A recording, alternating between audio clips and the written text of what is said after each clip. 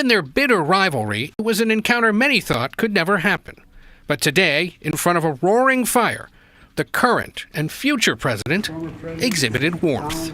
Congratulations. Thank you. And looking forward to having like we said, a smooth transition. Do everything we can to make sure you're accommodated, what you need. And we're going to get a chance to talk about some of that today. So good.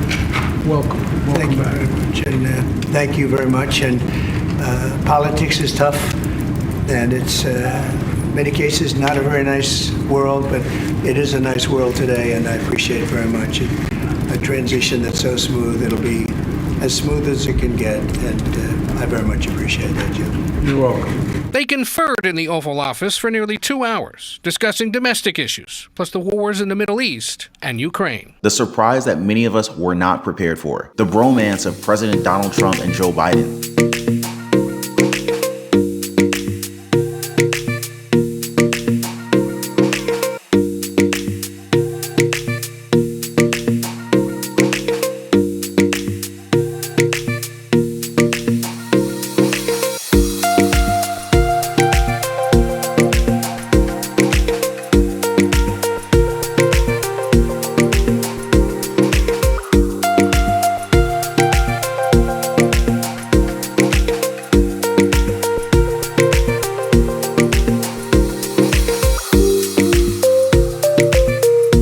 Now, I hate to say it, but this is the happiest that we've seen President Biden. I don't think that I've seen him smile this much next to Vice President Kamala Harris ever. Now, besides the AI edits of both of them, it's pretty clear that Joe is much happier with the results that he saw in this year's election. To many, it looks as if he even voted for Trump and not Kamala. The difference in his stride and happiness is just uncanny. It's like Trump is talking to a completely different person in President Biden. I mean, we're already seeing memes of both of them playing golf together because they talked about it so much. And if it wasn't for politics, it's possible that these two would have actually been best of friends. But of course, we cannot forget about the DOJ under President Joe Biden has now been hounding Trump since he announced his bid of re-election, calling for the president-elect to be jailed for life. But I guess we can see that Trump is much more forgiving compared to his political rivals. So the idea that Kamala Harris introduced where he would go after these people, it probably won't be happening anytime soon. And I think it's a good time to show the difference between this interaction and how First Lady Jill Biden reacted to Kamala Harris. Remember that this was after Kamala Harris lost by a landslide. Watch.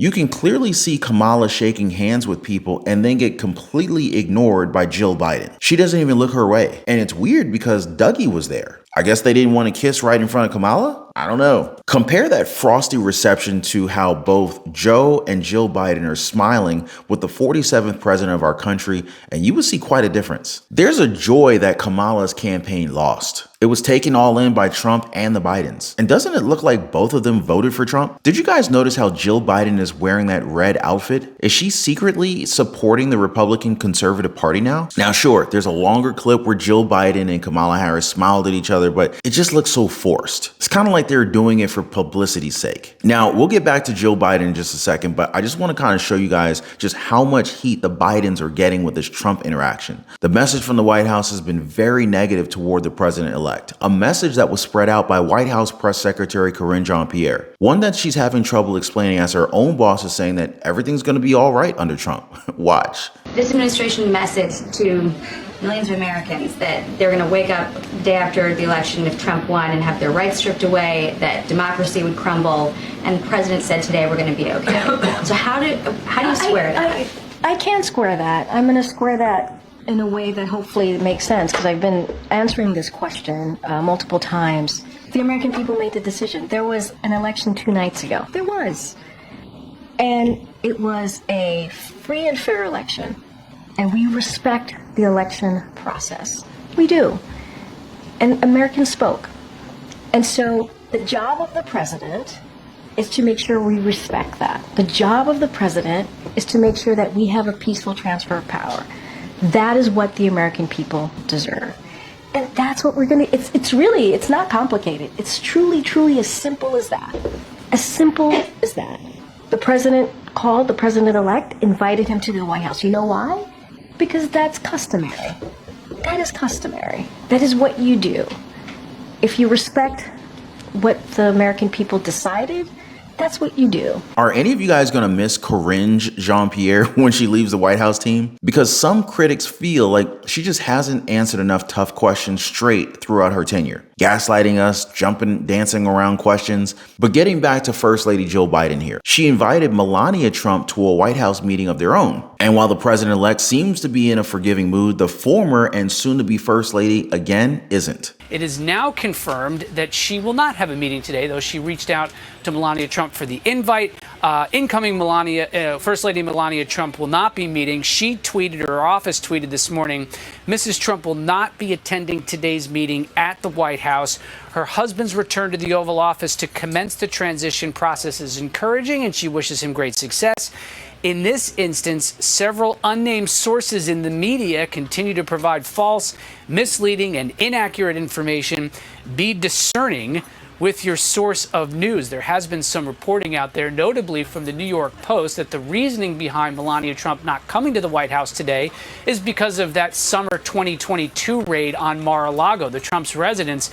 In the documents case, the White House maintained at the time that the president was not informed in the decision-making to raid Mar-a-Lago, but Melania Trump, or her office there, speaking for the first time about her decision not to attend today's meeting. And I guess it makes sense given that they've called her husband all kinds of names. I mean, they called him a fascist, racist, sexist. They've even called him Hitler. But this just shows us that Democrats really don't believe in the crap that they say, meaning that they were after Trump just so that they could continue to hold on to power. And so now with Trump winning, they're kind of reverting back to welcoming him back to the White House. So this proves without a shadow of a doubt that all that talk about him was just sheer propaganda. It also shows that Trump is doing the right thing because not only is he taking the high road, he's defeated his enemies to a point where they're smiling and they're laughing with him, except for Kamala Harris. I really don't think that she's ever going to be smiling with Donald Trump anytime soon. What do you guys think about that? What do you guys think about that White House meeting? The deep state is not liking this cabinet of President-elect Trump. And that's a good thing because it shows us that he's doing something right. He's straight up pissing off the far left liberals along with a few rhinos. Now, a notable figure being John Bolton. Now, you gotta wonder, why are they so against people like Tulsi Gabbard and Matt Gaetz? Is it because both of them speak their minds without fear? Or is it because they speak the truth? This kind of reminds me when Tulsi Gabbard was on The View. Look at how they react to her as she absolutely destroys them right to their face. Watch.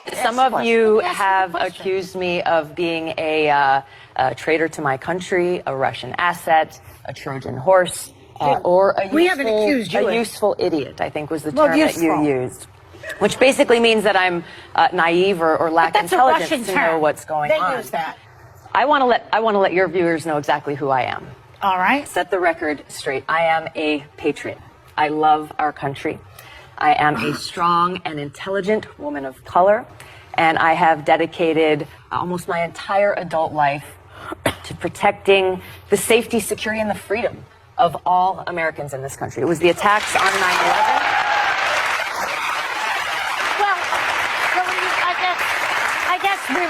We're getting a little bit far ahead of ourselves, but Franklin Graham finds you refreshing. He doesn't find me refreshing. Richard Spencer, the white nationalist leader, says he could vote for you. Joy, this is why, you're on Tucker Carlson at least 10 times. Why don't you go on Chris Wallace's show? This is why I'm here, because you and other people continue to spread these innuendos that have nothing to do with who I am. Well, Hillary Clinton started it, and then you shot back at her, boy. You called her the queen of warmongers. You doubled down, unfortunately, you doubled down on the baseless accusations that she made that strikes at the core of who I am. I'm a soldier.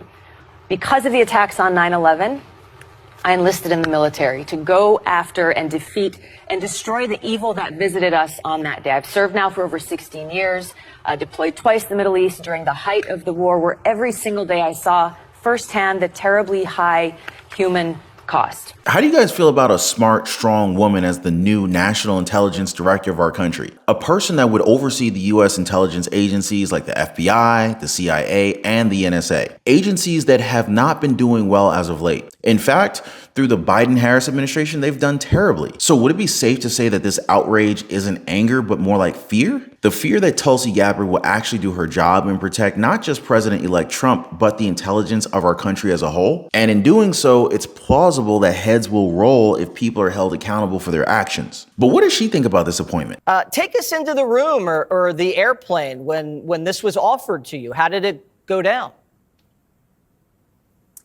We had a great conversation and talked a little bit about the work that needs to be done. And I was grateful and honored to accept President Trump's offer to serve our country and support his objective to defend the safety, security, and freedom of the American people as the Director of National Intelligence. How do you think foreign capitals are taking your nomination and the nomination of other people in the national security apparatus? It's a good question. I think President Trump has already shown how active he has been in not waiting around for day one on January 20th or 21st, but he's already leading. He's already engaging with so many of these world leaders around the world on the phone constantly, and he's showing the kind of leadership that the American people voted for. Do you expect resistance from the inside? Because there was a lot of resistance in the first term, and how would you deal with that? The American people delivered quite an incredible mandate for change in this election, with the popular vote and the electoral vote overwhelmingly saying, hey, we want Donald Trump as president, and we've had enough of the Harris-Biden regime. Of course, there's going to be resistance to change from the swamp in Washington. I think that's kind of the point. The American people are saying, hey, stop looking at yourselves, stop focusing on your own power, your own position, your own bank accounts. How about we have leaders in Washington who are actually looking out for the American people? And on every issue across the board, that's really what it comes down to with what President Trump is trying to accomplish is we have to make sure that our government puts the interests of the American people first.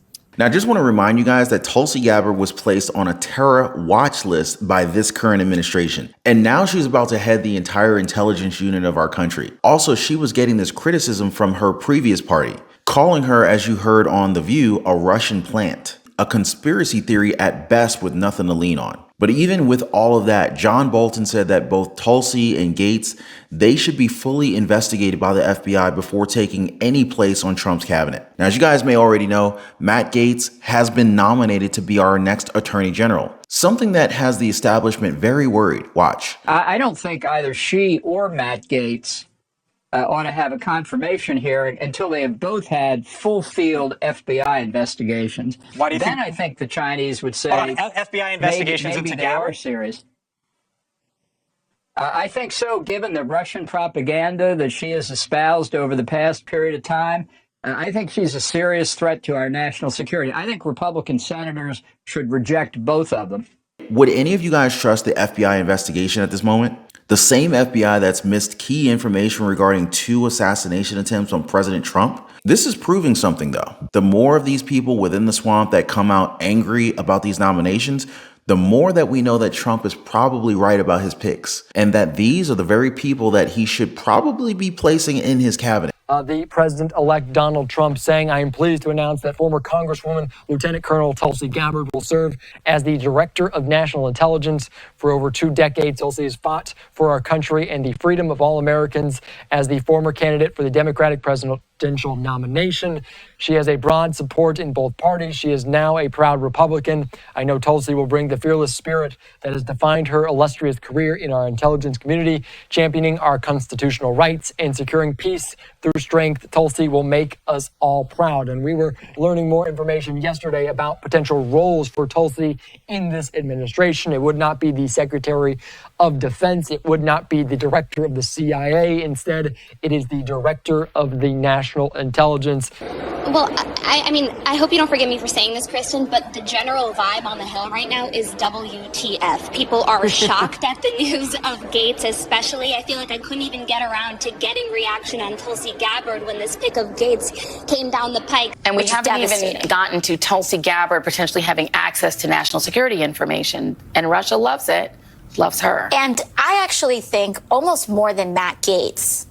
Tulsi Gabbard's appointment is devastating With his announcement of Tulsi Gabbard to be the director of national intelligence, he's sending a signal that we have lost our mind when it comes to collecting intelligence. Now, speaking of propaganda, by the way, let's talk about MSNBC's Joy Reid. She out here campaigning against Trump, even though the race has ended. I covered this in a previous video where I talked about the very big possibility that she, along with other hosts, are fired from the MSNBC network. Make sure you guys check that one out after this one. As always, thanks for hitting the like button and subscribing. Join us over in our Patreon community. Link in the description down below. I'll see you guys on the next one. Take care.